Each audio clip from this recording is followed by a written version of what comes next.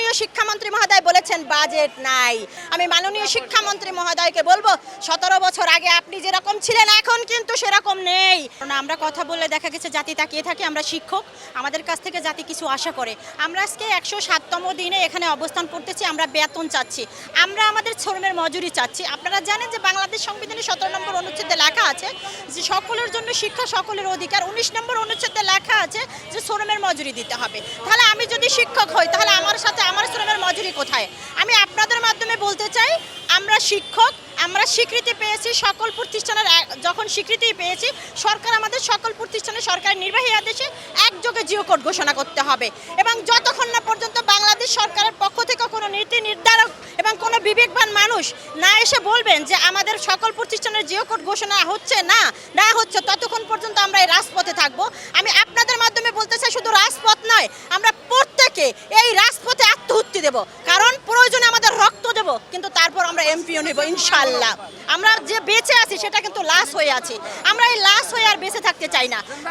আমরা মাননীয় প্রধানমন্ত্রী মহোদয়কে সাধুবাদ জানাই, তিনি ফ্যামিলি কার্ড দিয়েছেন, কৃষক কার্ড দিয়েছেন, ইমামদের বেতন দিয়েছেন, কিন্তু আমরা যে শিক্ষক আমাদের তিনি কি দিয়েছেন?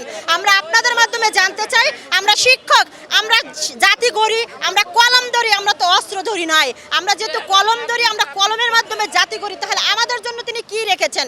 মাননীয় শিক্ষামন্ত্রী মহোদয় বলেছেন বাজেট নাই। আমরা মনে করি যে আমরা শিক্ষক, নিরীহ মানুষ, আমাদের জন্য বাজেট নাই। মেগা প্রকল্প করছেন, বাজেট প্রণয়ন করছেন, ট্রেনিং এর জন্য বরাদ্দ রেখেছেন। আপনাদের জন্য যদি এসি গাড়ি হয়, আপনার সন্তান যদি এয়ার কন্ডিশনার বিশ্ববিদ্যালয়ে পড়তে পারে, তাহলে আমার সন্তান কেন নয়? সেটা আমার সাথে বৈষম্য নয়। আমি মাননীয় শিক্ষামন্ত্রী মহোদয়কে বলবো 17 বছর আগে আপনি যেরকম ছিলেন এখন কিন্তু সেরকম নেই, কারণ আপনার বয়স হয়ে গেছে। আর আমরাও কিন্তু 17 বছর আগে যেরকম আমার প্রতিষ্ঠানের অবকাঠামো ছিল এখন কিন্তু সেটা থাকার কথা নয়। আমরা নীতিমালা বুঝি না, আমরা সকল প্রতিষ্ঠানের জিও কোড চাই এবং জিও কোড দিলে সকল প্রতিষ্ঠান বাঁচবে, প্রতিষ্ঠান বাঁচলে দেশ বাঁচবে, শিক্ষক বাঁচবে, জাতি বাঁচবে। আমরা আপনাদের মাধ্যমে বলতে চাই, আমাদের বাংলাদেশে প্রায় 6,000 কি 6,500 প্রতিষ্ঠান আছে যেগুলো স্বীকৃতিপ্রাপ্ত। এই প্রতিষ্ঠানগুলো যদি একযোগে জিও কোড ঘোষণা হয়, আমাদের কোনো নন এমপিও শিক্ষক কর্মচারী আর রাস্তায় আসবে না তাদের বেতনের জন্য।